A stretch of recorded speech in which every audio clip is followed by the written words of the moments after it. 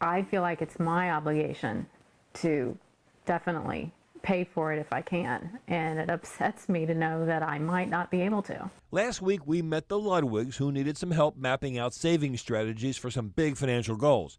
But they have a difference of opinion about paying for their kids' college education. It doesn't upset me as much. Because, I'm a realist, and I know that, what if they don't want to take the path that requires an 8-year education or 4-year education? The Ludwigs' kids are 13 and 9. Their 13-year-old is a great student who wants to be a scientist. Jane says that means college is definitely in her future. So we did open up a 529 plan for both of them. We put $5,000 away. But that $5,000 won't go far, especially since their daughter may be attending parochial high school. So if we decide to send her to a nice $7,000 high school, that's not going to leave anything for saving for college. And of course, it may not leave much for that other big goal on the horizon, retirement. I don't want to work until I die, so I'm saving for retirement.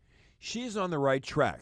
While there are plenty of loans and scholarships out there, there is no financial aid for retirement. Yeah, we talked about that because, like I said, I had to go out and pay for myself. And if we can, we can, but,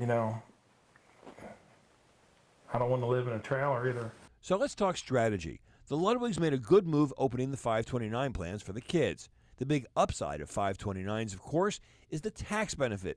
The assets are tax exempt if they're used for qualified higher education expenses. The downside is they can affect your eligibility for financial aid, since 529 plans will be considered a parental asset if the parents open the account. And in the world of financial aid formulas, what that means is parental assets will be assessed at a rate of 5.64%. And they're not without risk. As many people found with their 529 plans, they could have decreased by as much as 40 or 50% during the recent stock market decline. There are also custodial accounts, things like UTMAs and UGMAs. These are uniform transfers to minor accounts and uniform gift to minors accounts. These accounts are in the child's name with an adult named as the custodian. The downside to these, of course, is that colleges consider them to be the students' assets, which can really work against them in financial aid decisions. There are also prepaid tuition plans offered by individual states.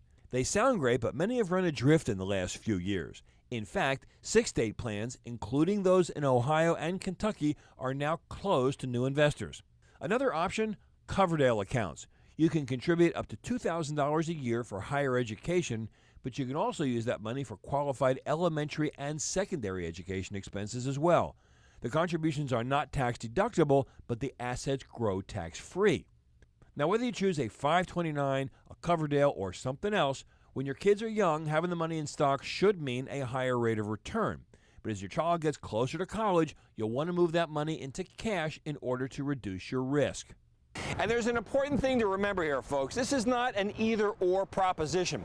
You can pay for some of your kids' college education, and guess what? They can get a job or a loan or both to pay for the rest.